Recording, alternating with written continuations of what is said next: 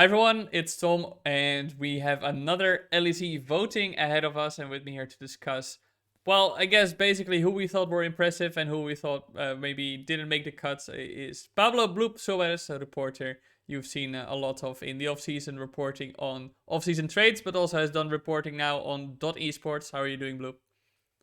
I'm doing fine, thanks, man. How are you today? Yeah, I'm good. I'm excited to get into the discussion with you because I Second year, yeah, second year, well, second split rather. second Obviously, split. Yeah. yeah, we started doing this in the summer split, and we did our mid season evaluation of the teams as well. So, first of all, how do you feel about the general level of play in the LEC in this split?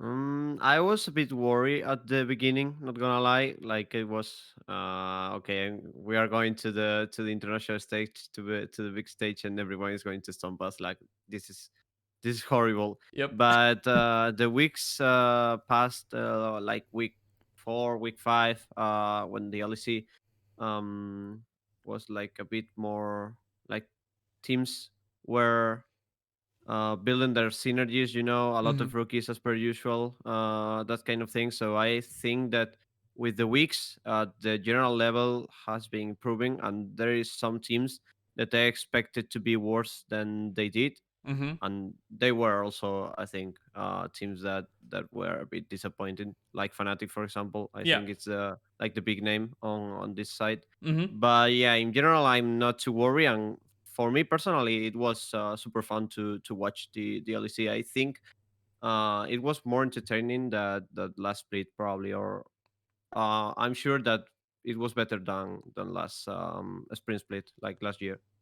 Yeah, I guess I share the sentiment of concern with you, especially in the first few weeks. Now, I will say that I'm really not satisfied yet with the level of play. For I think on Saturday the games were so ugly. I just couldn't like. Yeah, I said, come on, guys, this is the final. You have to give it your all to prove that you can still make it. And the level of play was just so terrible across the board from many teams.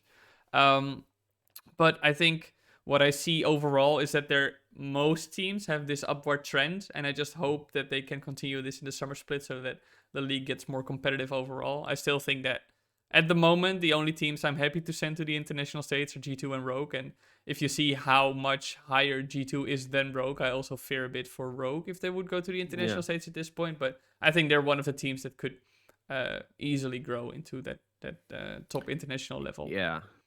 I'm still a bit sad about the fact that the Sunday games were a bit like anticlimactic, like a bit Yes. disappointed because of the first game. So it was like, We had all okay, this build up. we could have like amazing storylines last day. The two previous days were amazing for like madness and Hmm.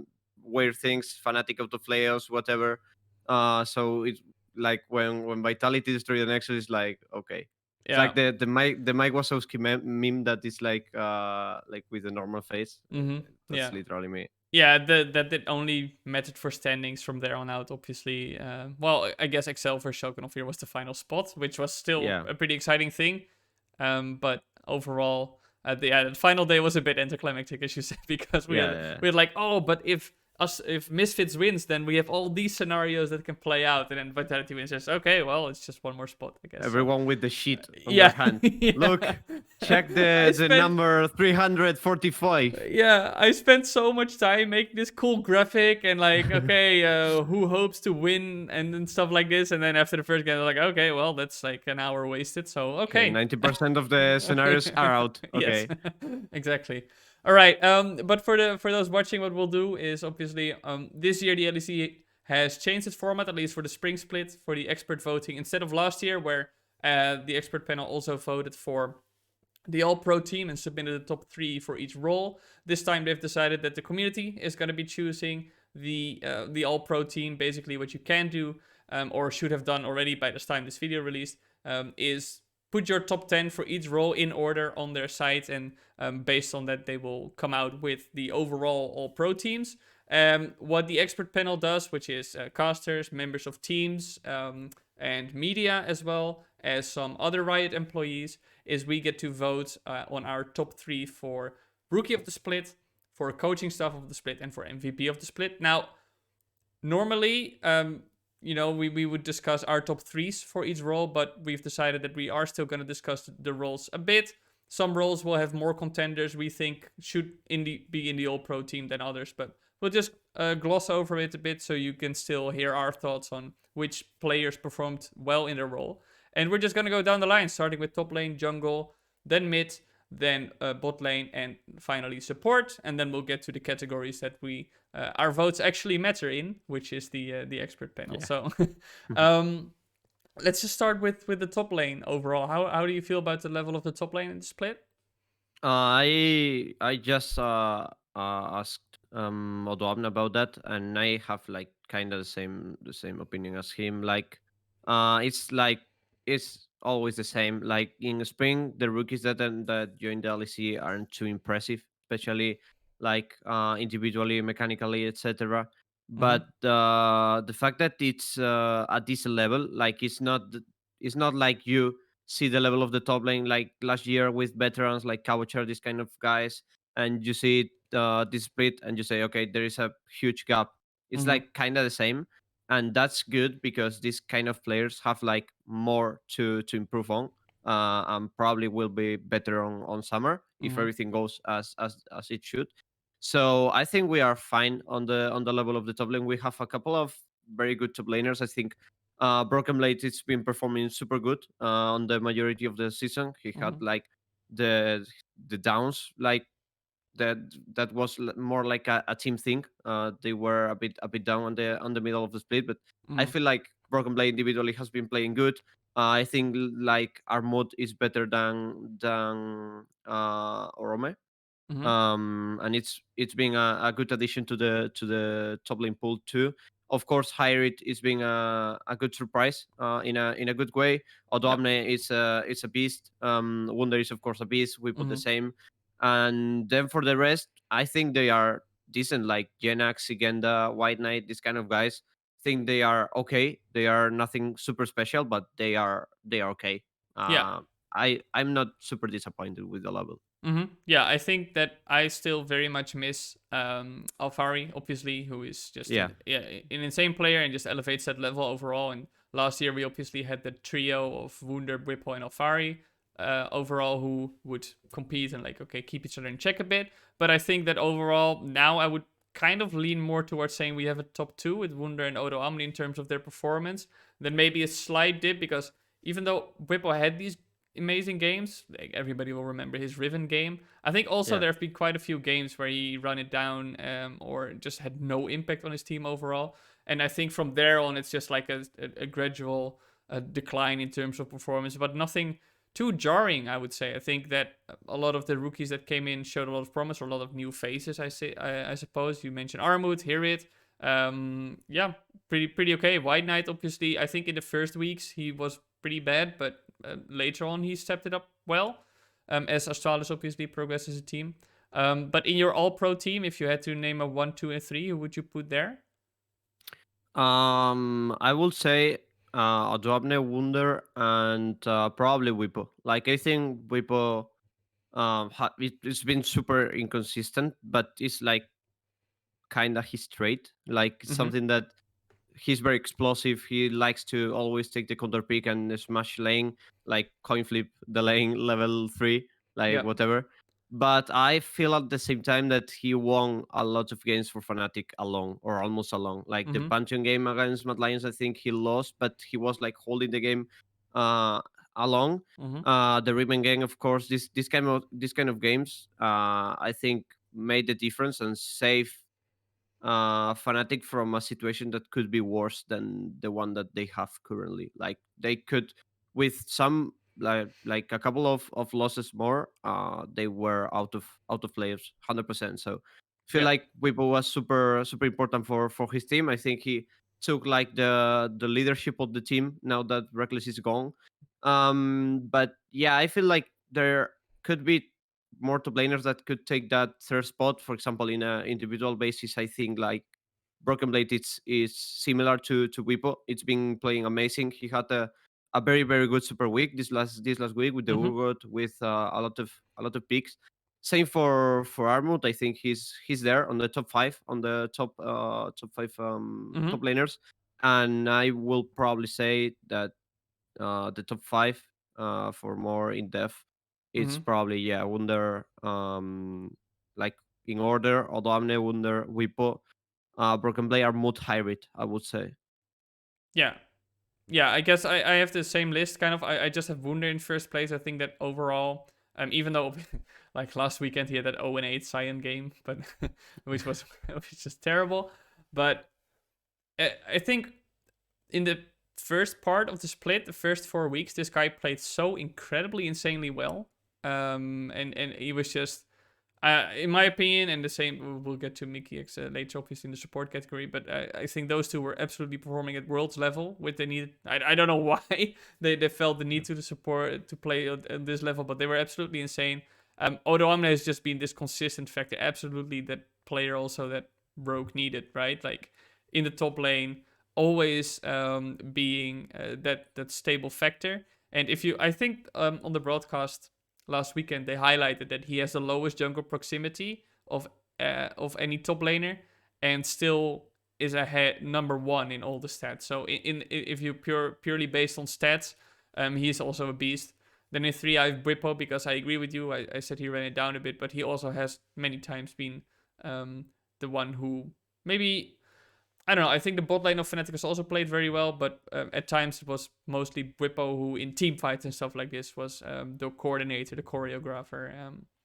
So yeah, I Hmm. agree with that top three. I when I look at the top lane, there's no player that I would say, okay, they don't deserve to be in the LEC at the moment.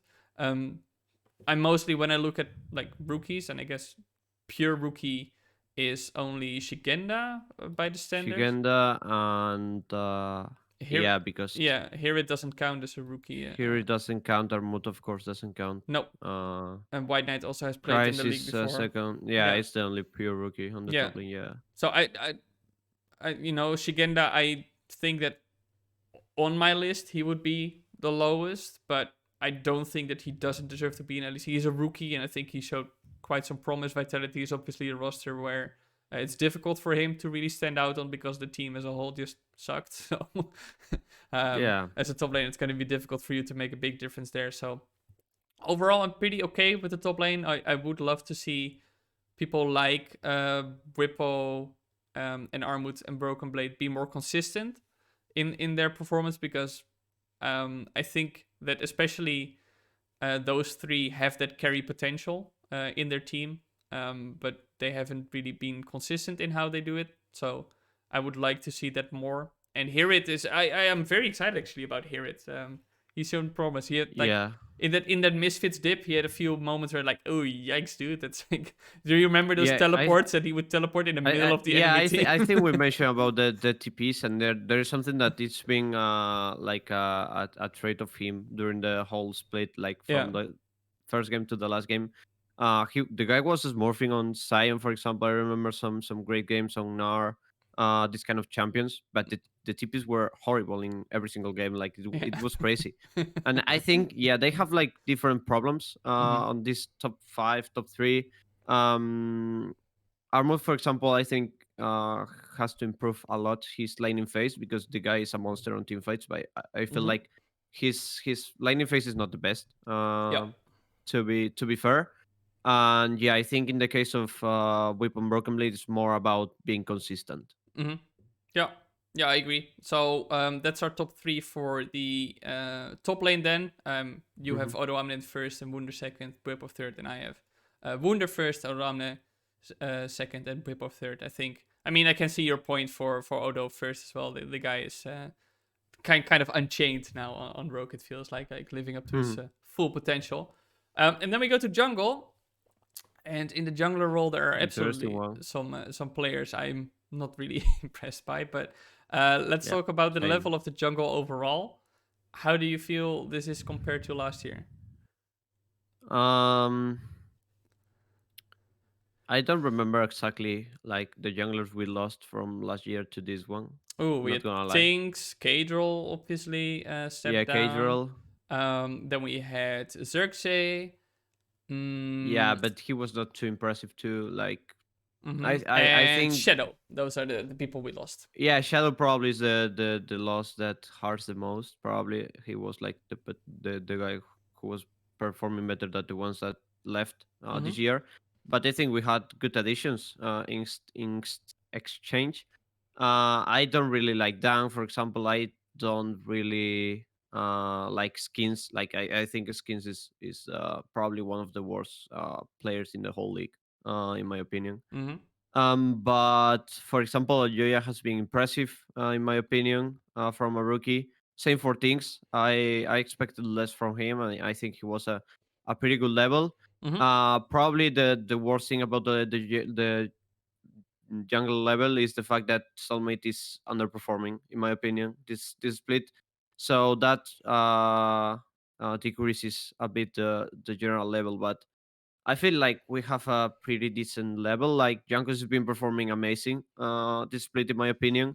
Yep. He fixed most part of the things that people criticized to him back on Worlds. For example, the when it was all about carry junglers, and Yeah, he the was not farming really, carries. Yeah, yeah, yeah. yeah, he was not really comfortable on that meta. Mm-hmm. Looks like he's just to is just to it. So Mm-hmm.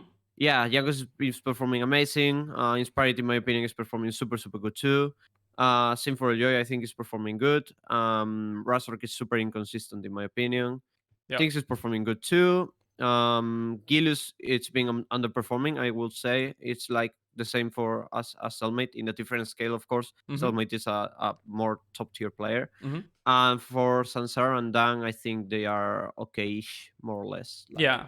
okay, it's like okay, Mm-hmm. nothing impressive. No, yeah, I guess we kind of see eye to eye there. I think that talking about Gilius, he has been one of my biggest disappointments actually this year, and I don't think he has played like horrible. Like it's not like okay, kick this guy out of the LEC, but Yeah, compare it to the energy and the performance he brought in the summer split, and obviously that was a unique situation. But you'd see like okay, this guy puts the team on his back and leads them in the chart, right? And now it felt like he was more lost, like he was not understanding what his team needed to do, or what his team needed him to do, rather, in order to advance in their play. And that has been he has been very honest about it. I think there was this PGL he did where in week 7 where he said like yeah I'm just very disappointed in my level of play and it sucks and everything and obviously now they secured top 4 by some miracle that energy should be all positive again, but yeah, in terms of his performance, it's been disappointing.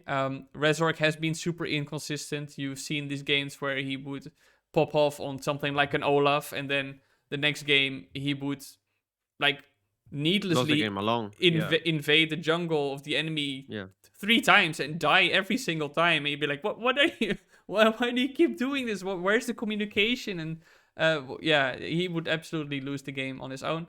Oyoya, very impressed by him. Selfmade, I think, as you mentioned rightfully, has not had the level of play he had last year, but he's still good. You can see he's still a good jungler. It's just that yeah. It's not Fnatic as like a team is just like not in sync. They're completely yeah. I wouldn't say dislocated, but it's random. It's such a random team that doesn't feel like they have this clear strategy heading into the game. yeah, Things I'm also impressed by, impressive rookie. And then we have Sanzara, Dan, and Skeens. I think Sanzara is fine.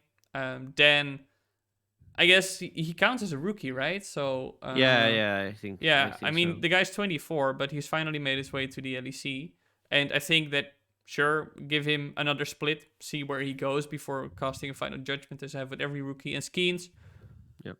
has had maybe 2 or 3 games where I thought, oh wow, this is the Skeens I want to see. And then in most of Yeah. the other games, he has been invisible. It's really tough for me to see that, because I think when he came into the summer split last year, when he rejoined the team, he looked very impressive. But I I'm not agree. sure. I'm not sure what's happening to him. So nailing down a final top 3, then. Who do you have in your first, second, and third place? Yeah, this is clear for me. I would say probably out of the five roles more clear. Mm-hmm. For me, it's Jankos, Inspired, and Elyoya. Yep, I have that exact same list. Yeah, it's and also for the points you mentioned, Jankos. This guy is He's great. been playing amazing. It's Yeah, crazy, dude. How good this guy yeah, yeah, yeah. is. It's you see, he's not always the same visible player that maybe like a selfmade was in the summer split, where you'd be like, oh wow, selfmade is carrying everything or whatever. But now It's not the it's time to go to an A yet. yeah, it's Jankos. absolutely not the time to go in there. Yeah, maybe one or two games where you think like, okay, dude, that was just not good, but that's G2 then overall who lost the game. I think the Rek'Sai game is one of those games.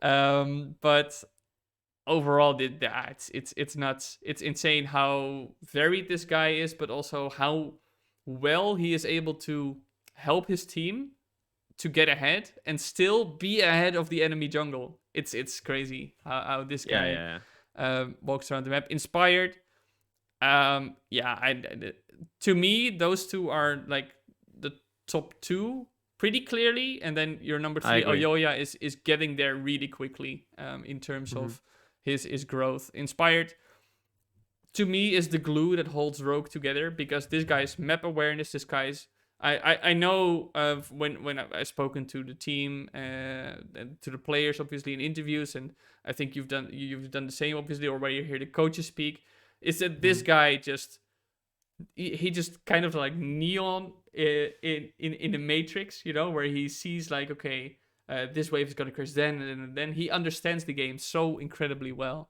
Hmm. And you can see it in his play. He moves around the map almost impeccably. Yeah, I think this guy is insane. And then Oyoya third.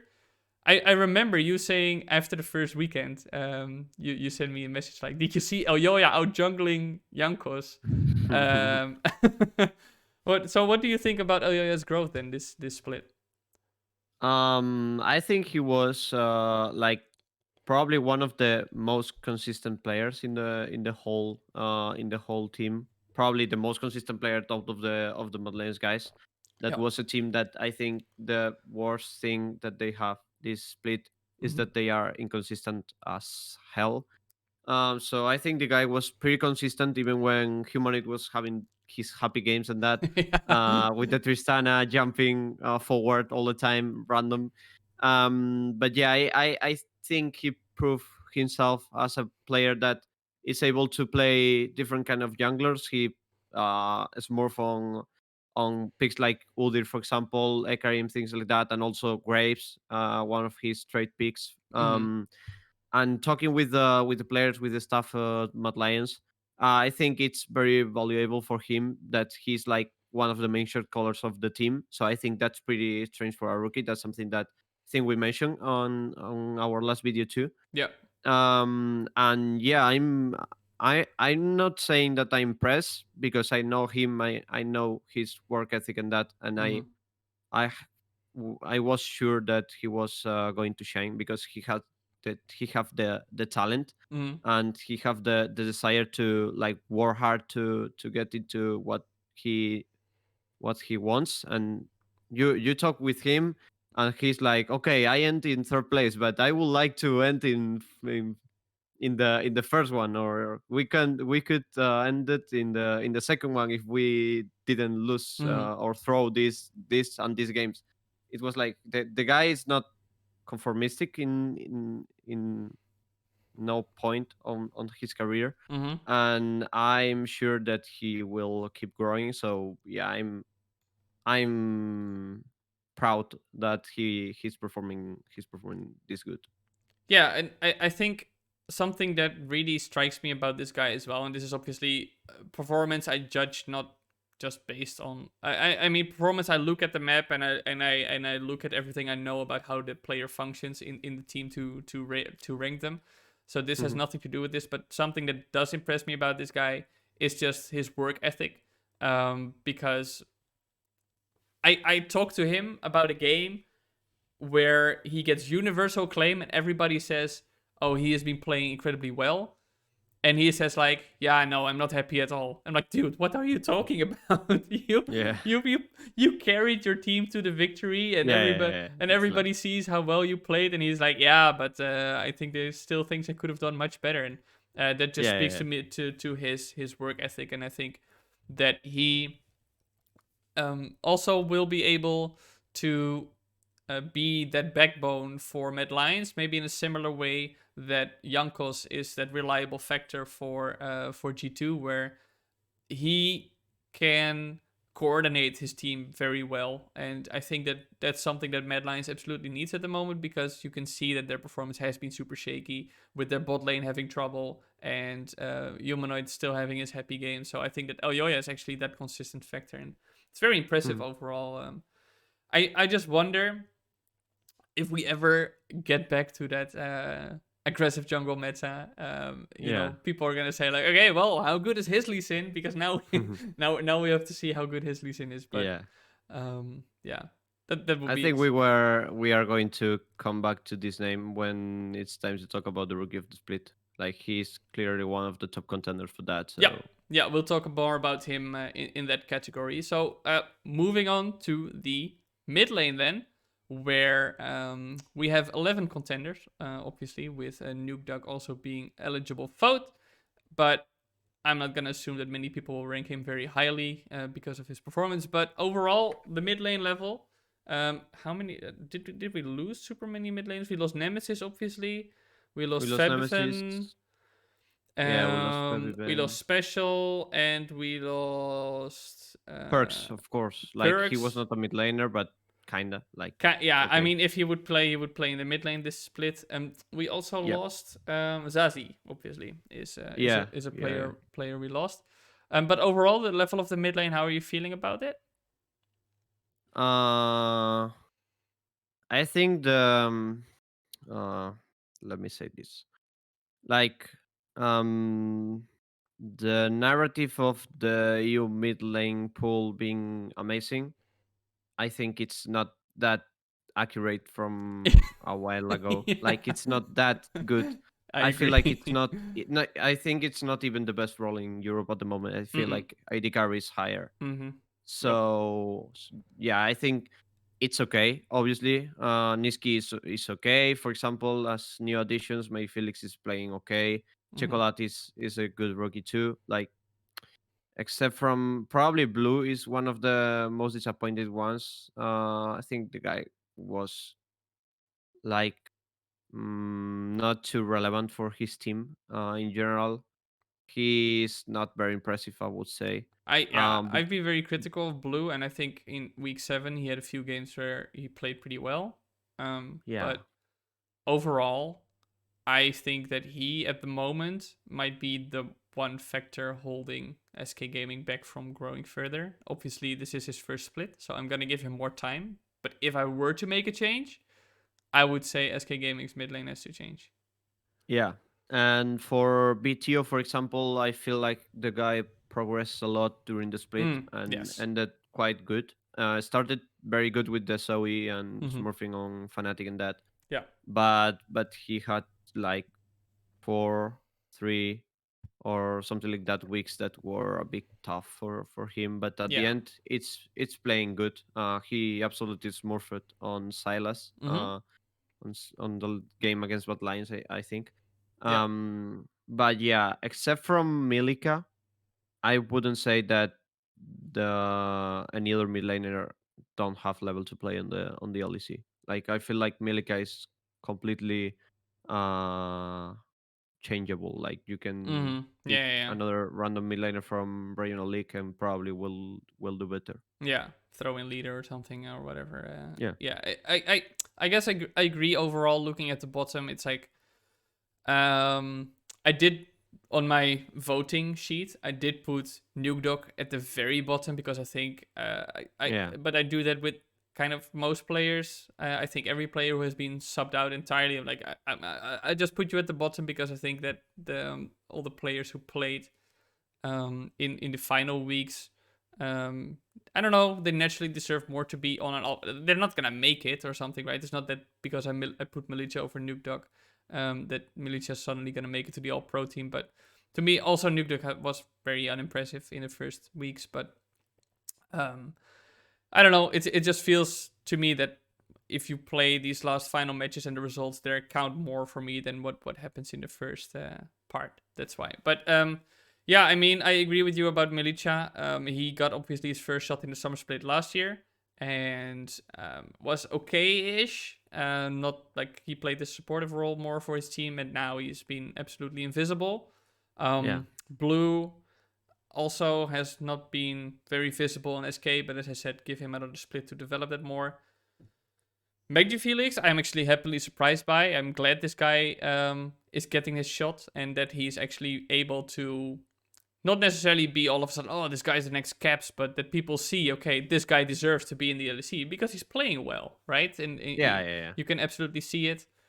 Chocolate, I don't know how to feel about Chocolate. I think in the beginning he was definitely maybe a two-trick champion or something like this, but Yeah. um, I would say it was okay for a rookie, like first split for a yeah, rookie, but not too impressive. Like not one of the best rookies. no, I heard some people talking about this guy's a rookie of the split contender. I feel like no. there is rookies that perform Yes. definitely better. Yes, I absolutely agree with that. I think the guy's fine. For a rookie, is fine. He's not this standout player that people were maybe hyping him to be, but he's also Yeah. definitely not a guy that's holding Excel back or something like this. And I agree with you on Veteo. I think that his opening weekend was obviously stellar, and everybody's like, "Oh wow, we have the new Faker The or new something." caps. Yeah, new New caps, caps. whatever is in our Yeah. league, and then he had weeks that were pretty poor on things like the Syndra, and I think he also played Oriana, where it's like, dude, that's Victor. I remember some Victor games that were awful for yeah, him. yeah, and it's like, okay, maybe this guy can actually only play one champion, but then towards the end of the split, the guy made progress, and I think that's very impressive to see that on champions like the Syndra, all of a sudden you could see, okay, he has learned how to position, he has learned better what the limits of his champions are against the players he's playing against. So I'm very impressive, and you mentioned the Silas game that was obviously insane, where he single-handedly Mhm. carried his team almost to that win with that silence game. Was against Mad Lions, right? Where he played at Silas so super well, and yeah, that was super impressive. I'm very promising rookie in him. Abedage has not been the level of Fager Daga, what we saw in the second half of the summer split, but I still think that he's okay. He's not bad. We seen him on Azir where he played well, I think, and really was the carry for his team. So I think it's fun. How do you feel about Abedage? I think it's mostly the same as Gilius, probably. Like Hmm. I think it comes like in a pack. Okay. So I think Schalke was a bit overrated back on the Miracle Run just because of the narrative and people being too excited. But I feel like they were overperforming as related to what they did on the rest of the season. But so far, I think that probably it was their peak on their career so far. Mm-hmm. That Miracle Yes. Run, that weeks, but Those I performances don't were, yeah. I didn't expected them to be on that level like perma, like being on that level all the time during the splits and that, because that's basically impossible for a team that is like being an underdog and surprising, making an upset. Yep. But I think Abedage is playing better than Gilius. I have to say, like Yes. he decreases his level a bit less than Gilius. I feel like. Yep. I agree. So I think he's like probably top like that top five mid laner, like in Mm. the middle of the standings probably. Yeah. But I know that the guy has probably potential to be better again. Mm. So I'm not too worried about him. Yeah. I think that's going to be interesting heading into the playoffs, especially because they're going to be playing on a stage as well. Is this going to change how he performs, or is it going to influence it in any way whatsoever? I think that would be very interesting. But I agree with you. I put him like a step above what Gillies showed, but compared to the summer split, it's been a step down. Um, I find it very difficult to rate Niski because mostly he has been on this support role and not really been put in the carry position. We've seen obviously the game where he played on Irelia and was like, Jesus, wow, this dude is insane and he's absolutely on the top level. But Mhm. most of the time, Fnatic played for their bot or for their top, and it's like, okay, Niski is there to provide the shields and charm them with Seraphine, and then Oh, and the and then the rest of the team runs in. So I find it very difficult to rate him. I think he's a good mid lane. I would put him above the likes of an Abadaga, or Freteo, or whatever. yeah. But I find it very difficult to say, okay, what is this guy gonna do for his team heading into a game? Yeah, yeah, I agree. I think he was probably got more hate than he deserves in reality because of the bad results that Fnatic had recently, Mm-hmm. and because he's the new guy abroad. But I Yeah, feel like with Nemesis, the situation would be probably the same or even worse, yeah, probably. probably because of in terms of attitude and how Nemesis approached the Mm-hmm. screams, the everything in the team Yeah, environment. So I feel like it could be even worse with him. yeah. I don't think that the difference of level was that big compared to especially Nemesis on the second year of Fnatic. Mm-hmm. So yeah, I think it's okay, but not too impressive, not too bad. Like Yeah. in the something standard. Maybe Mm-hmm. it's not enough for being fanatic mid laner, Mm-hmm. but I think he's not performing at his full potential yet. I feel like. Yeah, yeah, I agree. And then, yeah, humanoid. I think many people obviously said, "Oh, and humanoid dies in side lane or something like this," right? That's the meme Yeah, where he just he wanna dies. jumps on Tristana. Yeah, humanoid jumps forward. Well, that's something that Carsey also did a few times. So let's Yeah, yeah, yeah. on the Fair. Tristana especially, but maybe it's a Mad Lions thing. So I think humanoid has also not shown the level that I saw him play in the summer. And I think many people Yeah, might hundred remember percent. that second half of the summer split where he was a bit worse. But in the first half of the summer split last year, this guy was insane and in contention for best mid laner in the LEC, like in terms of the performance in those weeks. Yeah, And that's not something we've seen. I think that overall, Mad Lions has not had that level. Obviously, they have made adjustments in how they play the game and two new players in their team. But Humanoid is also one of the contributing factors to Mad Lions not being on the level that they were last year in terms of his individual I play. I have to say for Mad Lions that I feel like the narratives and the things, the concepts that people have in their minds, it's a bit wrong because it's like, okay, Mad Lions is super inconsistent and this guy is hinting, this guy is hinting, but Mm-hmm. in the end, they are on the third place in the standings, right? So it's like, okay, but they might be doing something good, right? Mm-hmm. So Well, I think mm, I probably they perform good against top teams. That's something that they are like a clutch team, I would say. yes, But yeah, they but I think I they think it's it's fair to say absolutely. that Uh-huh. they are inconsistent, but like they are doing things good for being there.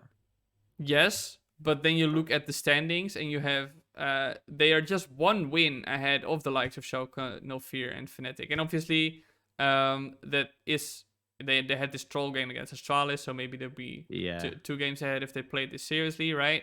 But I still do think that it's fair to give them that criticism of being inconsistent. But I will agree with you, and that's actually it's a good point that they must do something right. If they are third place, yeah, they must do something right, and that bodes well for their performance going forward. They were fourth, I think, in the regular spring split last year, and then they because G2 picked yeah, them, yeah, yeah. I think G2 so. picked I them think then. so.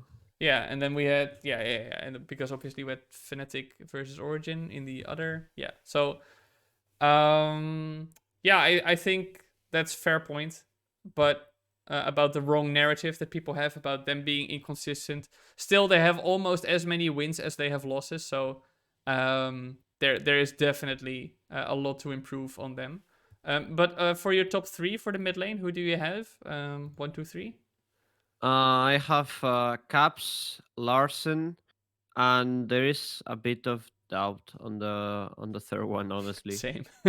I would say it's Humanoid. Even he's not performing at the best level, but I would say it's still him Yep. above other mid laners that are close. hmm So we agreed then on humanoid being third. I actually, when I look at purely regular split performance, I have Larsen at first.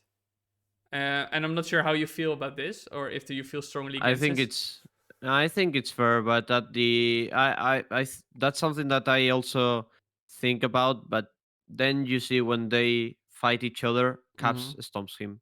Like that's the thing that makes me put him Mm-hmm. above Larson, because I think the level during the regular season has been pretty similar, but in the end, when they play against each other, Caps always wins or barely always wins. So Mm-hmm.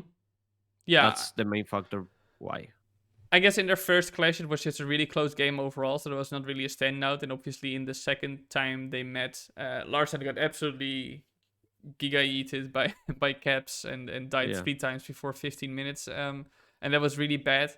But I think for me, and I totally can see that narrative because I think that their performance was really close. And for me, it was mostly that, and it's also maybe because Caps didn't need to step up in the first weeks, especially because Hmm. his top lane was popping off, his bot lane was popping off, so he just needed to be there and not lose his lane, which he often didn't, right? But for me, um, all these weeks, Larsen was performing well already and on that carry level.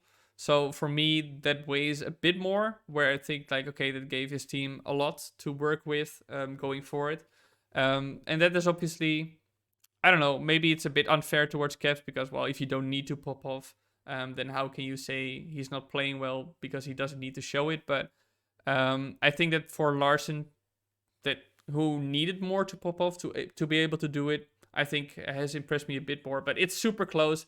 I wouldn't mind anybody putting either of those two at the top. Honestly, that they're absolutely the best mid laners. I still think when you look at peak level, Caps is gonna Yeah. be better than Larsen. Yeah, If it's more like a clutch player. He proved yes, himself for so long. yeah, he's proven for so long that he can be absolutely insane. So, and I think that in the playoffs we're gonna see Caps step it up, and then he'll be Yeah, probably 100%. the Yeah, I agree. undeniably the best mid laner in the LEC again. But yeah, I mean. The guy's just insane, right? It's just one of those Yeah, miracle kids where you're like, okay, well, you're only gonna have one of these in a yeah, generation, and treasure him and 100%, and treat him 100%. well.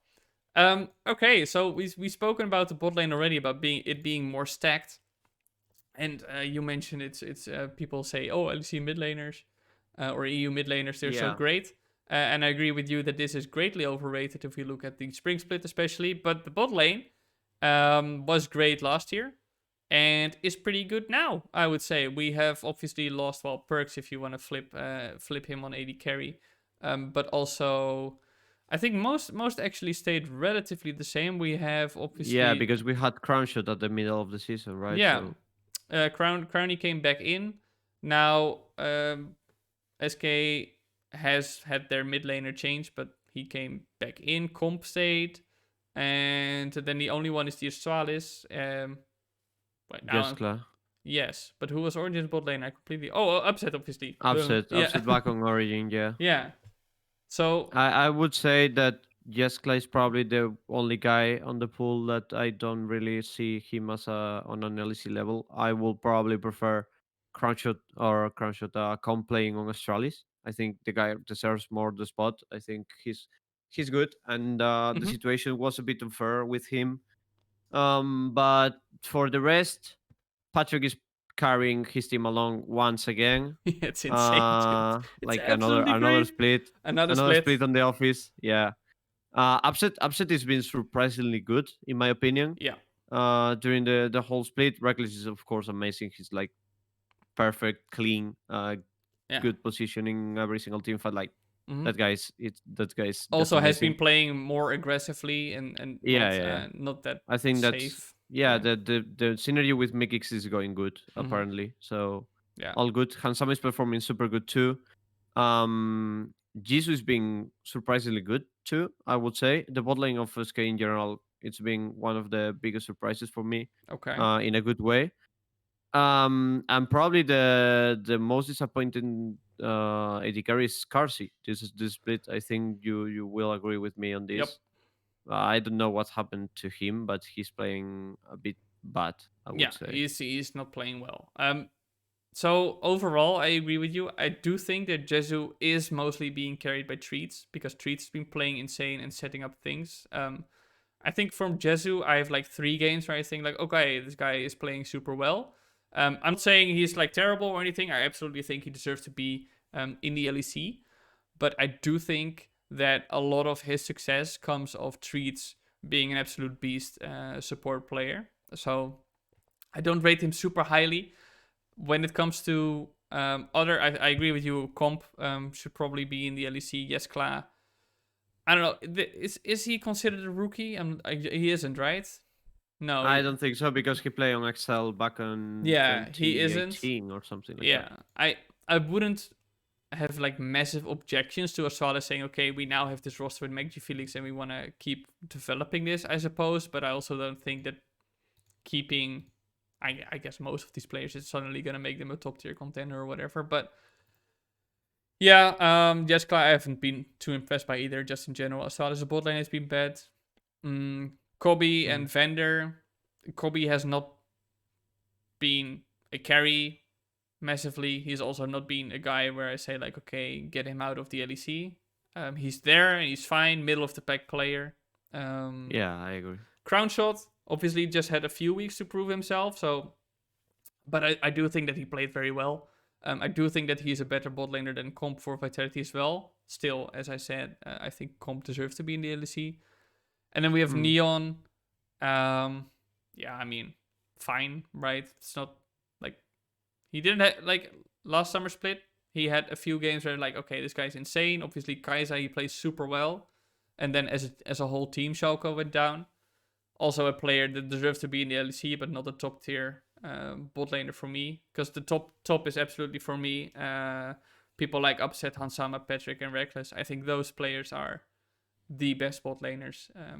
Not by Mhm. like a massive margin. I do think that it's overall, as I said, the bot lane level is pretty okay.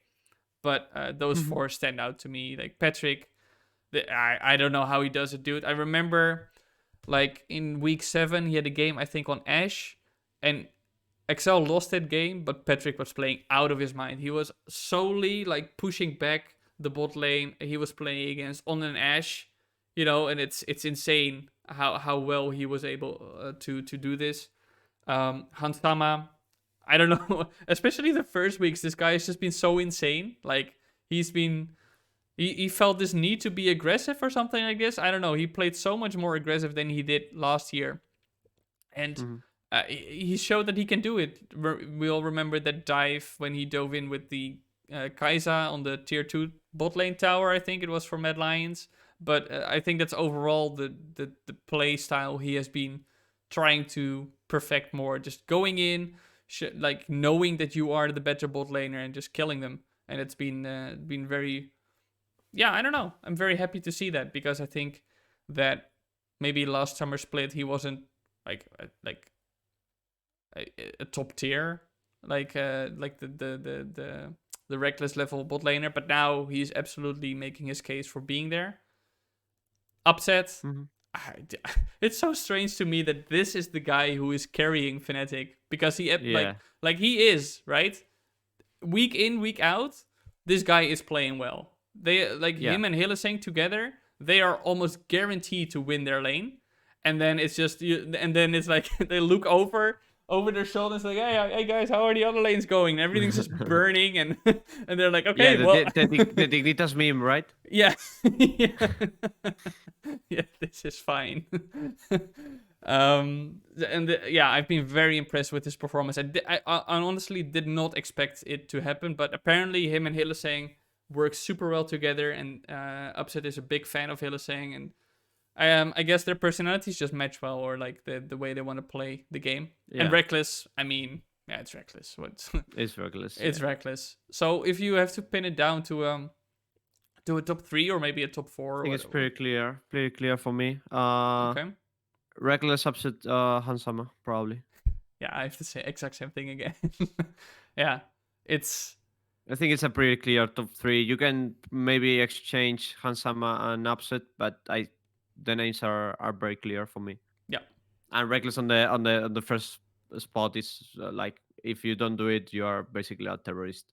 yeah, Like yeah. there's no way that there's just not discussion there. Like No, he is nuts. He's nuts. I don't know what happened to him. If it's just G2, obviously it's G2 as a whole is an insane team to be on, and you are gonna improve a lot, and you are gonna find those opportunities to shine on a team like G2. But the way he has done it in, where the first weeks he was absolutely the one carrying the team, and everybody's like, okay, well, Reckless fits with G2, I guess, and everything is everything is fine. Yep, guy's been insane, and Upset and Hansama, I have them in that order, in the same order as you as well.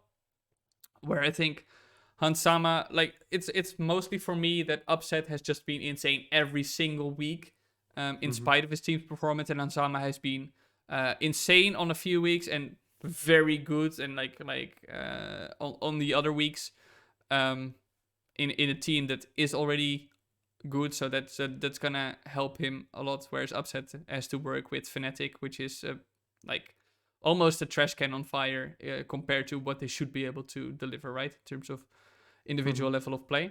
So yeah, it's crazy. I'm so happy with the bot lane performance overall. I do agree with you that Karji has had a very bad split.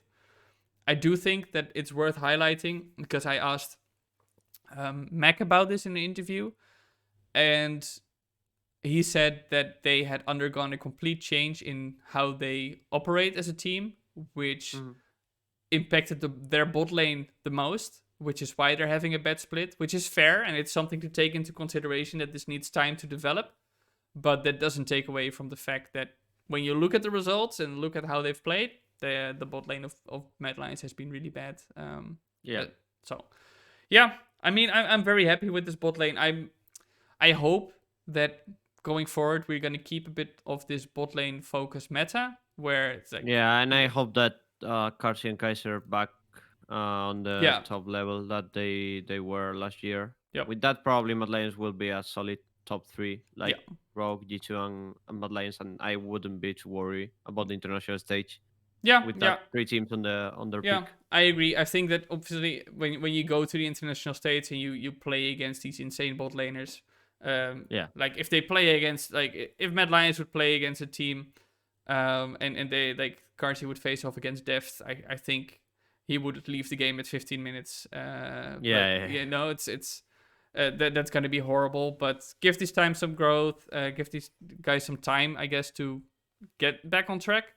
yeah. We saw them flourish in the summer split last year as well. Yeah, we After, know that they have the talent yeah, to we be know they have the top. talent. Exactly. They just need to So find the groove, I guess. They need to yeah, find their jam. All right, and then we go to the support role, and I would say that I have not been super happy with support not too play. impressed. I think it's the worst level of the whole league, in my opinion, by Yep, far.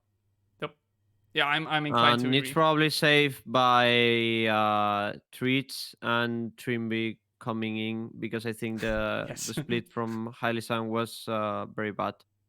You think so? Um, yeah, I think it was very bad, but it's normal in Haile Sang. I mean, it's the typical guy that run it down on the regular season, then playoffs and worlds he just morphs. So I Yeah. think he's straight. So Okay. it's been a hard regular season for him, I think, especially last Okay. couple of weeks with the COVID situation and everything. Yeah, So okay, that's fair for the final week. Obviously, yeah, like the whole of Fnatic was super, super bad. But I'm not sure I agree with that. Hillesang had a super terrible split. Now everybody is obviously rightfully pointing out that this guy is gonna die a lot, right? Like yeah, that's Hillesang. He dies a lot.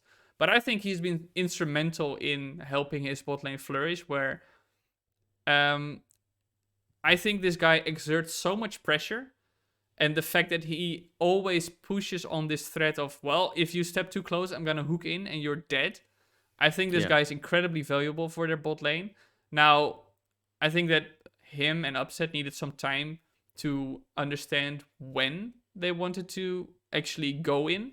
But overall, I think Hylissang has actually not been playing super terrible. I don't have him in my top 3, don't get me wrong. But I think, I don't know. I'm not too upset about his performance overall. But there are players I'm actually like, we have Promiscu, we have Labrov, we have Torre.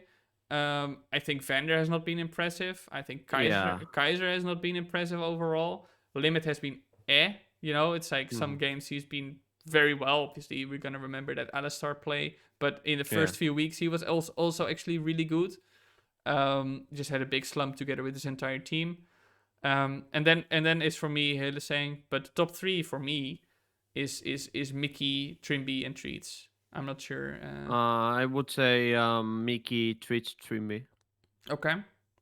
So but Mickey yeah, number 1, insane. Like yeah, the Mickey guy's number one. We insane. I yeah, think I mentioned it before when we talked about Wunder, but him and Wunder from the start of, like, at the start of the split played so insane. And the guy, I don't know how he yeah. I keeps mean, doing Mickey it. had some happy games, He had a same few happy as games, yeah, Wonder, yeah.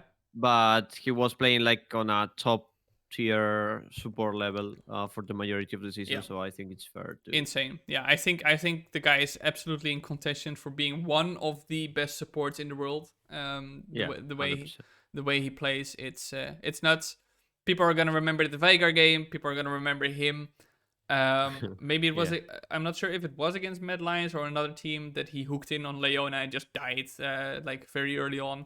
That's a moment that many might remember. But look at the way he played. Like, he played Braum, he played like even Tom Kench. The guy was constantly saving his team and playing so well around them. And yeah, Mhm. super impressed with him. So why would you put Treats over Trimby? Is my question.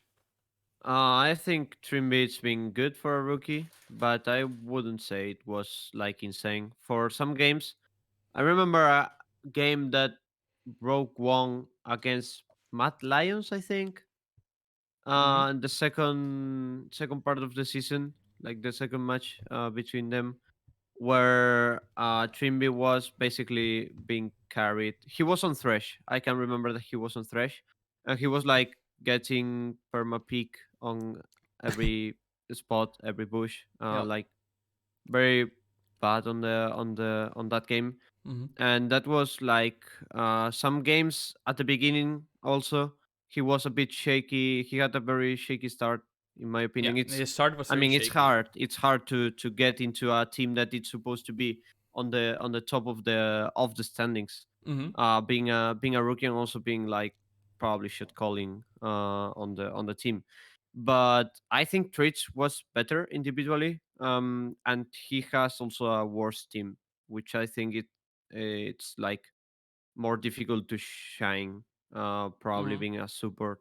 If you are a carry, it's probably easier to shine on a team that has a uh, worse level in general, Mm-hmm. individually. But as a support, I feel like it's hard to shine without like top tier mates Mm-hmm. or people Yeah. on the team. Yeah. I guess that's fair. The reason why I put Trimby over Treats is because Trimby has shown such incredible versatility in his play. I think he has played more champions than anybody in the LEC. And now you can say, obviously, well, that doesn't mean he necessarily played them well. But I think that most of the champions he played them very well. Highlights, like one of the highlights is like in last weekend, obviously the Cho'Gath, but we've seen him play so many different things. I played him super well.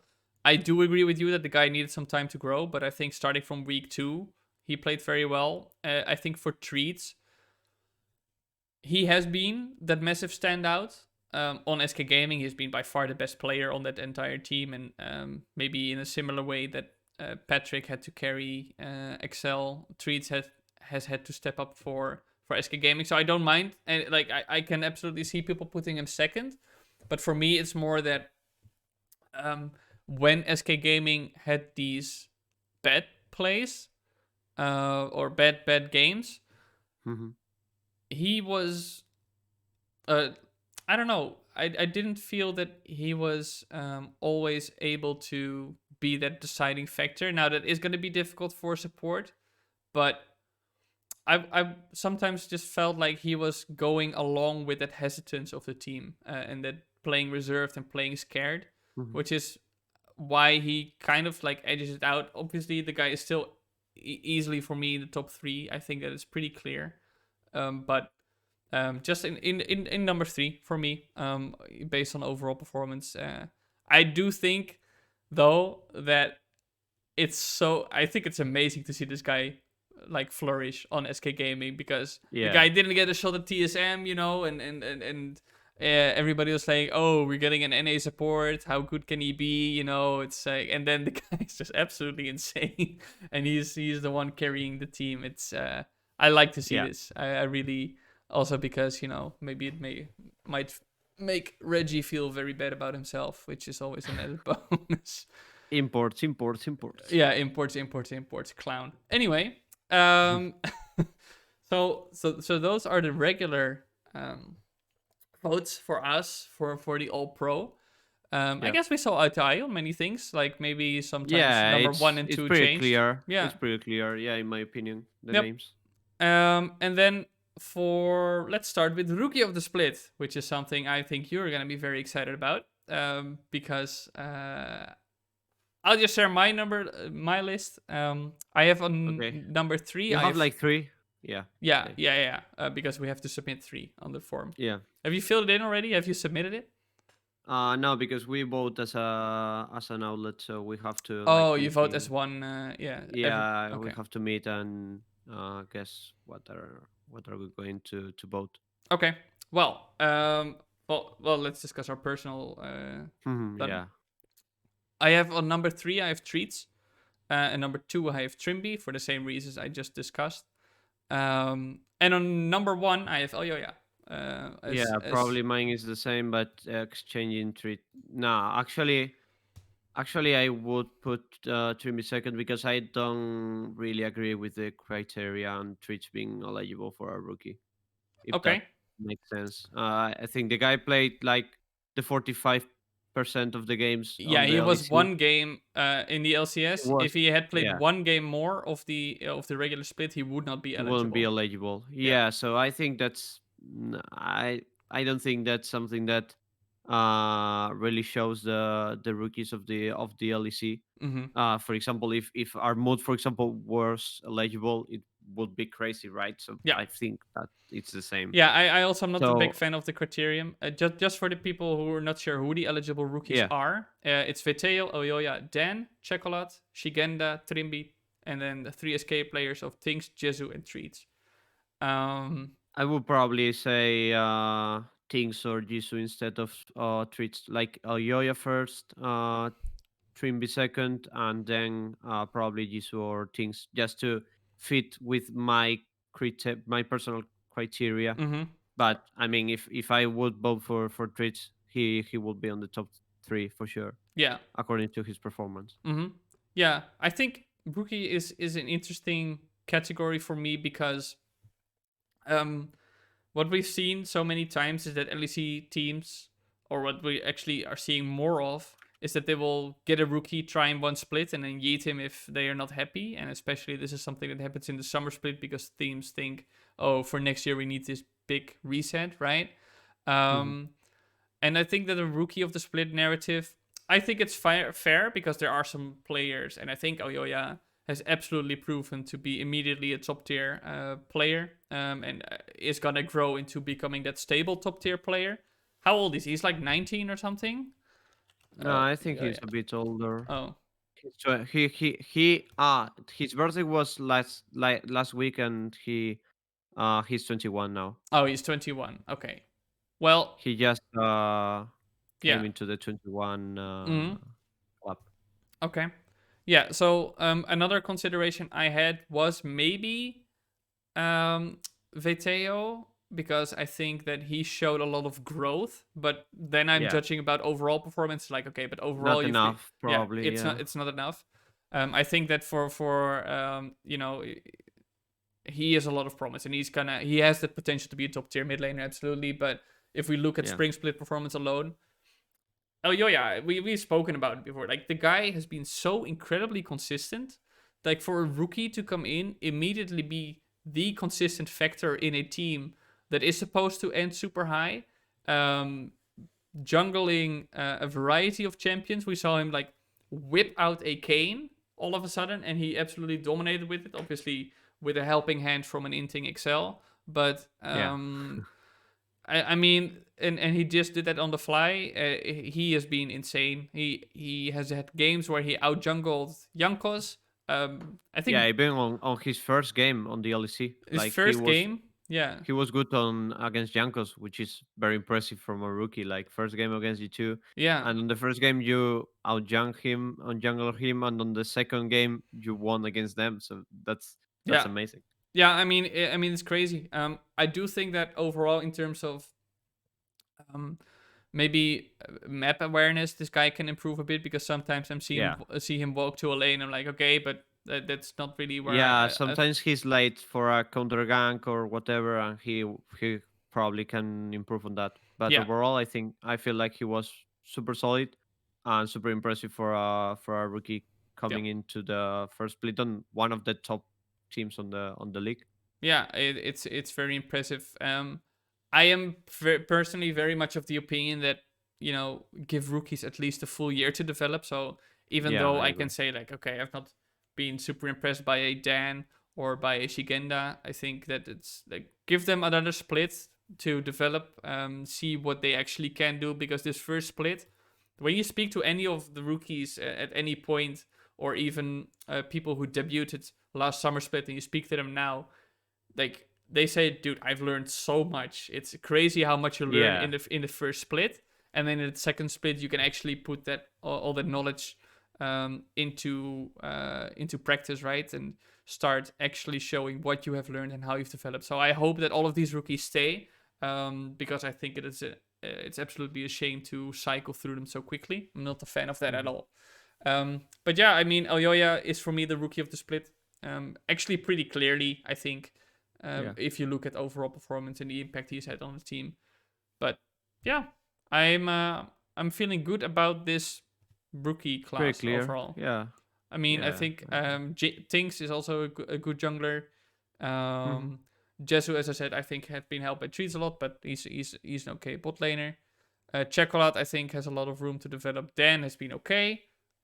mhm. Yeah, yeah, okay. Then we move on to coaching staff of the split. Now, many people This is are, hard. yeah, many people are very critical of this category because they'll say, well, we don't know what goes on behind the scenes, which is fair. It's a It's fair fair. assessment, yeah. But Yeah. I make it. I personally put a lot of effort in asking the players, hey, how's the coaching staff helping you? I talk to a lot of the coaches in interviews, and I just ask them, hey, how do you go about your work? So I think that combining that with their overall result of a team, I'm pretty confident in how Um, I want to vote. But it's I'm always not going to be sure. difficult. I have to say that I'm not sure on this one. Like probably is the award the coaches stuff award that I doubt the most because there wasn't a team that really overperformed as probably Mad Lions some split that you say Mm-hmm. okay it's Mac Yep. or okay it's Freddy, you know. Mm-hmm. We expected Rogue to be on the top. We expected Mad Lions to be also on that top three, top four. Mm-hmm. We expected G2, of course, being first. So I'm not really sure. Probably the team who surprised me the most on the standings was SK. Yep. I have to say, So but I'm not yeah, sure. it's a difficult one, obviously, and it took me a lot of thinking, and a lot of shuffling and a lot of puzzling. Okay, but who do I think, given the tools they had to work with, and did well? Now, my number 3 might upset some people because my number 3 is G2. And many people will say, well, dude, you have four of the best, like you have five of the best players uh, in their role, arguably in the world, on this roster. Why do you think they deserve coaching staff of the split? But I know that heading into this year, they put so much effort into making sure that Reckless felt home at G2. And I've seen interviews of Reckless, I've seen interviews with coaching staff, I've spoken to a lot of the staff at G2, and Mhm. everybody was like, okay, but we have to make sure that this guy fits into the team. For Reckless himself, it was a major step to step over to G2. And the Yeah. guy was extremely nervous about going there. He felt like I have to fit in. Obviously, if we start losing now, it's gonna be my fault or something like this. He had big shoes Yeah. to fill. So for me, all the effort I know they put in making it work, and actually how natural their start of the split was, that's insane because they immediately adopted him and made him feel at home. Plus, overall, as like the way they navigated they keep navigating these top players is pretty commendable, because you have to understand that people may think, hey, these are five players, you can just let them do whatever they want, but then uh, they really like to play for themselves as well. So you have a lot of egos, quote unquote, right? Strong voices is maybe a better way of saying it, that need to be Yeah. managed. And I think that that's something that at least deserves some acknowledgement. Mhm. Yeah. Yeah, I agree with the G2. Like recognizing that how they introduced Reckless to the team, and that I think it was a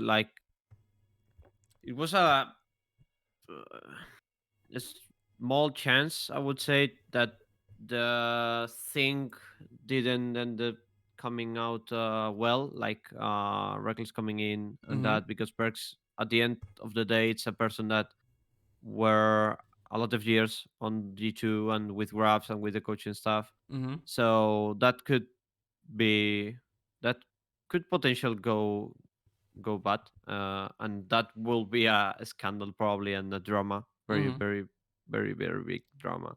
Yeah. So yeah, I agree on that. And what are your other two?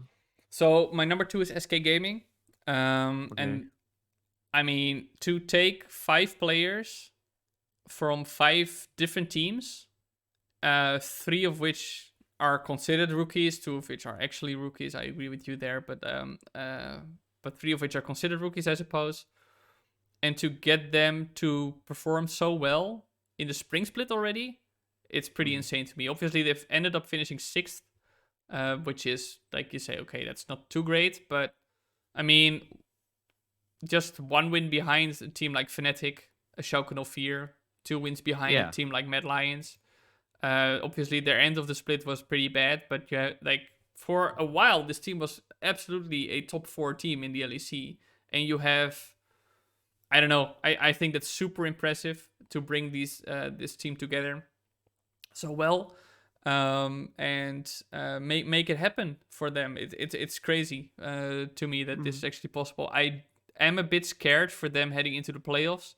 And obviously, this video will probably come out after they've already played the first playoffs game, because the LEC Awards will be revealed for their first playoffs game, or at some point there. Now, um, I am a bit scared for that, because I think that best of fives are very different. They require a lot more stamina, and Yeah. we've also seen their draft starting to be a bit more shaky in the final week. So I think that when they play these best of fives, they might be able to, I don't know, to start to crumble more. We saw it happen to them in the summer split playoffs, where they Mhm. played against Schalke 04 in their first game, and all of a sudden, like, their team was just not performing at any level we saw them play in the regular split. I think that's a chance again. I do think that mentally maybe this squad is a bit more resilient than that summer split squad, but yeah, I don't know. I'm still very much overall impressed with how quickly SK's coaching staff has been able to Yeah, I agree. make this team work. I Um, agree. and then my number one team is Rogue, and that is for two things: their top lane and the support.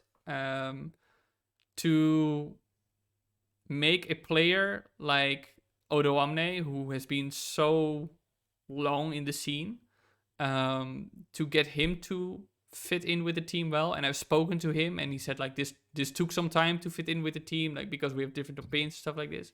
Plus Mhm. a rookie like Trimby, and ensure that this guy, because Trimby, whenever you see him, he's also super critical of himself, right? He's in a Mhm. maybe a similar way as Alyoya, where he is always focusing on how the bad things he did in the game. But with Trimby, I feel like it feels a bit more insecure, and like he's maybe a bit more prone to that actually getting him down.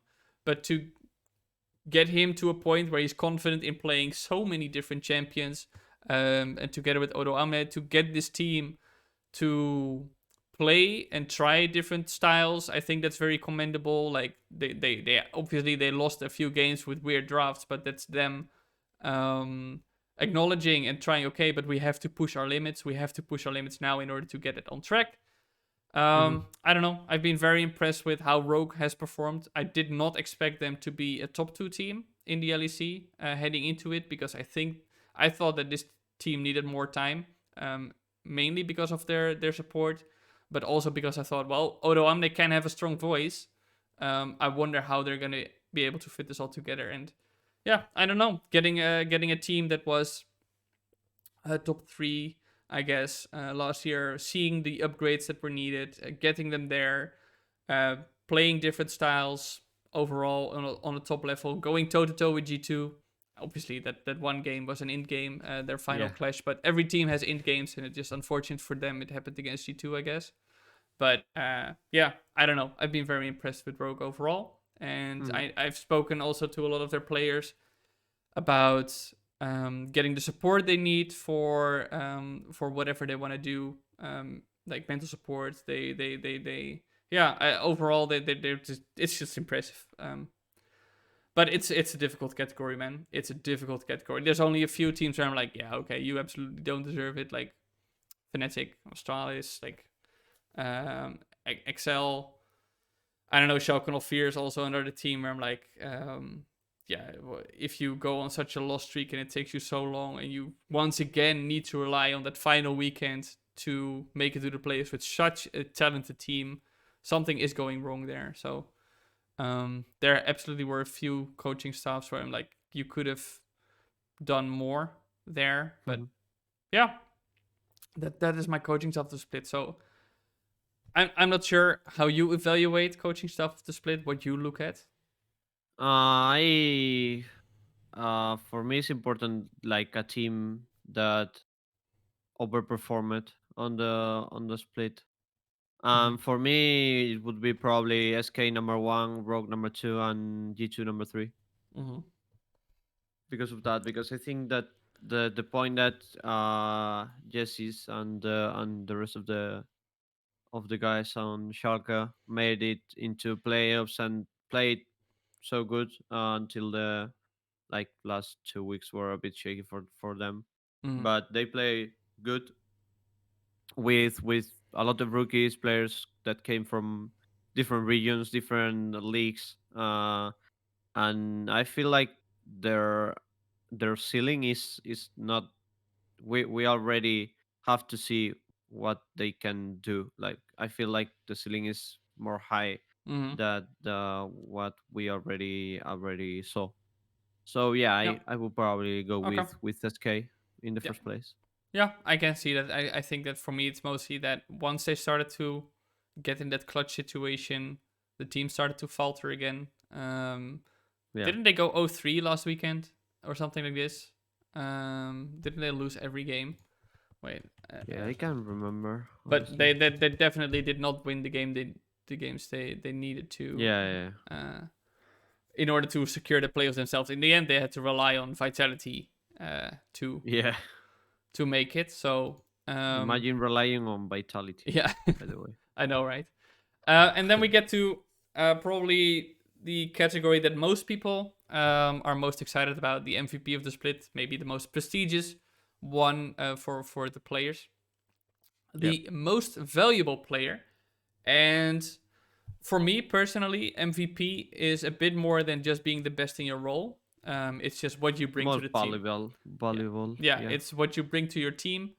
Now I do have a lot of players that I have very high in my rankings. I have them also in my MVP because obviously it's hard to be an MVP if you play shit. But yeah, MVP of the split. It's a very wide category. All the players that have competed in the LEC this split are eligible. are Yeah, eligible, and that leaves a lot of names that could be in the conversation. We saw the broadcast a few times already mention players like Odo Amne, Reckless can be yeah, there. It's inspired tweets, Mickey. Like there's so many players that you could say brought a lot to the team. Oh, Yoya could be in your discussion. Upsets, like it's a very open category. But yeah. what do you have any specific criteria you use, or is it just like okay, this like No, just a more valuable player. As a concept.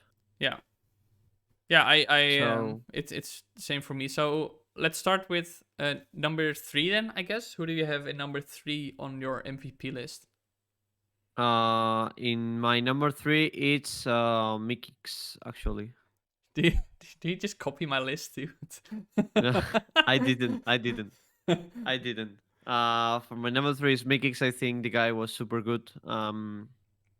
He's not higher because I think he had like too many happy games. Mm-hmm. I have to say, but yeah, it's been the best support on the LEC and helped a lot. Uh, his team like roaming and that, and Mm-hmm. related to that, I have to say my top two, which is Reckless. Mm-hmm. Because I think that Reckless enable a lot Mickey to roam and get opportunities in other lanes. We saw on some games Mickey like just going into mid lane from base and uh like winning some goal leads and making some kills there. Mm-hmm. And Reckless being consistent even when he's alone, being super good. Like the guy just play if he wants to play Jing, he plays Jing against five tanks. He Mm-hmm. doesn't care. And yeah, I mean he's really good. Yeah. And you can go with your two, like top three and top two, and then Yeah. we say Well, our first. okay. So my number three is also Mickey X, and I'll elaborate a bit. I think because it ties into why Reckless is not in my MVP top three. He actually, I think I had it at number four when I drafted my top 10 candidate list and polished it more. And that's Hmm. because I think Mickey X, with his performance in the early weeks where he played so insane, really helped to make Reckless feel comfortable in playing on the team, and he enabled him so much that I think that took a lot of pressure off the shoulders that Reckless might have felt, where he just felt, okay, listen, I can do everything I want in this team, and I know I'll be backed up. And I think Mickey was an incredible contribution to this. I remember like the not just the Tom Kench game, but on Braum he played the like this way super well, helping him a lot, and just literally aside from roaming and helping the other lanes get ahead, which he also did super well, he was, to me, it seemed like he was the guy who made Reckless feel confident in playing on G2, where you could see that in the early games, Mickey was the one directing the bot lane and Reckless being incredible. Don't get me wrong, the guy played phenomenally. But as a result of Mickey X helping him feel comfortable, I think this is something. And um, one highlight is obviously maybe a bit anecdotal, but is when they played the Sion Senna bot lane and Mickey X just tells Reckless, "Don't worry, just hit your W. I do the rest." Yeah, yeah, You know, where they do that awesome root minion root combination. I think that is an indication of what Mickey X helped Reckless achieve on G2, where it's like was able to generate that trust with his bot laner and elevate their bot lane overall. hmm, And my number two is actually Treats, because I think the guy, even though in my support list, where do I have it? I have it here. yeah. I think we are agreeing on the Yeah. first one. Then Oh, I I'm not sure, but I would say I'm not sure. But anyway, the guy was just Yeah, even though I have him as a support player, like in terms of overall performance, I have him below Trimby one step. I still do think that this guy has carried his team in such amazing ways. It's Mhm. insane. Like, yeah, for support to be able to do this is nuts, right? And even though I do think that overall his performance was not as good as that of Trimby, I do think that the performance he put on, without it, SK Gaming would 100% not be in the playoffs. Genox had a few incredible games. Tinks had a few games where he stepped up as well. But in every single one of those games, Treats was also there. Treats was the one uh, initiating fights, zoning the enemies off. He elevated the team so well. Incredible performance from him, and I wonder if we can see him grow even further than this in his role for the team. I really hope for him that his other teammates rise to his level, because then SK Gaming is easily a top contender for the LEC. Mhm. But at the moment, it's mostly on his shoulders, and for him to do it so well is very impressive. Mhm. And number one, okay, you go first. Okay, I'm going with Odoamne on this one. Okay, I have a different one. Uh, okay, I like it. For me, if I take the definition of most valuable player, I feel like Odomne changed completely Rogue as a team. Mhm. He's a massive upgrade compared to Fing last year, especially. And I think he's been really good on like individually and playing in as a team. Like matches that or games that Rogue probably could lost. He's the guy that maybe have a 4-man ult with Nar or something like that, a big play, and kind of make the path easy to win for Rogue. So I feel like he was a very very huge improvement on Rogue and changed a lot of the dynamic there. So I feel like it's fair to say that he's the most valuable player of the league. I would say, yeah. Okay, I can see your argument, but I think that while Odo Amne had a great impact, my vote is going to Inspired Okay, for that's fair Rogue. too. Ah, yeah. And it's because when I look at the impact this guy has on the overall team, I think that he is, when I understand his role on Rogue, he is The glue the between, glue, exactly the yeah, glue. He is the great coordinator, and when you see how this guy uh, passes in his jungle and then knows exactly when he should walk everywhere. But not just that, he's also, when you look at the plays that Rogue makes and deciding to go. You remember that play? I guess it was last weekend when they played against SK Gaming, where Genex was alone in the bot lane, yeah, and all of a sudden he's he's walking into four rogue yeah, players.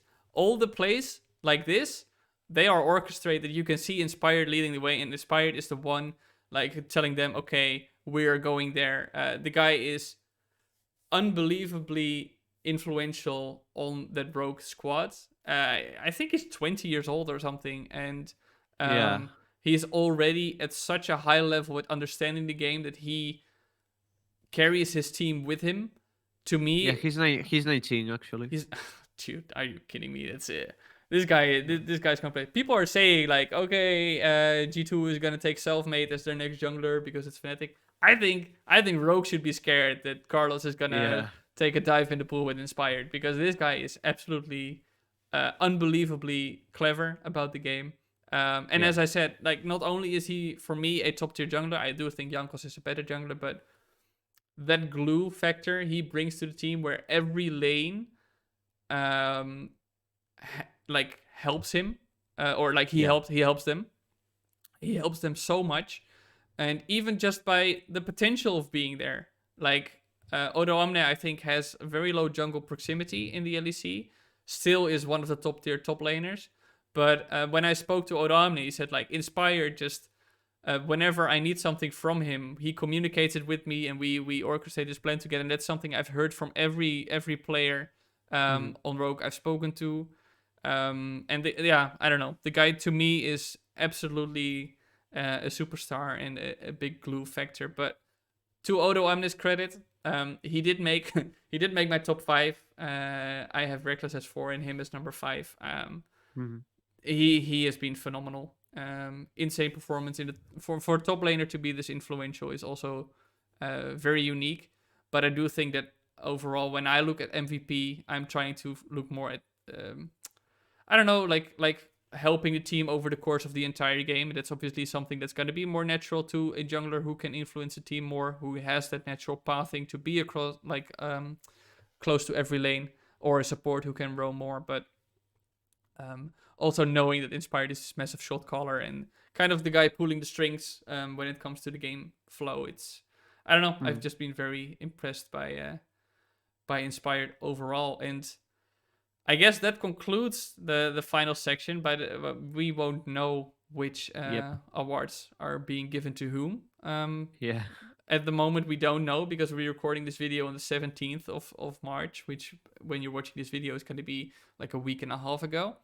Uh, Mhm. so it's a big mystery for us, but we aligned our thoughts on many things. Actually, I actually hope that I have hopes for the the awards. I'm not sure about the community vote.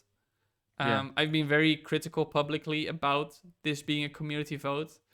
I'm not sure how you feel about the way they've done it. I think having a top 10, like make everybody submit a full top 10, is probably the okayest way to let the community vote, because then even if players don't make a top 3, they'll still be ranked somewhere. But I Mm. just think it's such a bad idea to have this be community based, because it's so prone to being a popularity vote. And we've seen this before in MVP votes for the LEC at the end of a game, where I remember a Vitality game where it was actually Skeens and Labrov who were playing well. One of the rare occasions where like, wow, these guys are playing well. And then Yeah. Crownshot gets the vote because he is the popular player.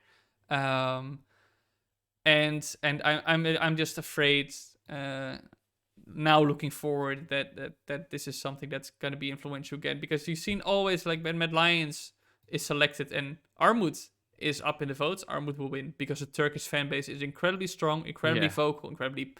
passionate Yeah. about their players, and that's good to see.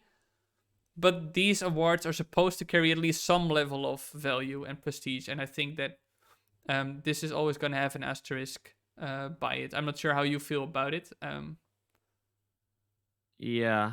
I'm not a big fan about the community voting exclusively. I think they could like allow the fans to have a vote, but like a percent on the final results, not the whole power on that.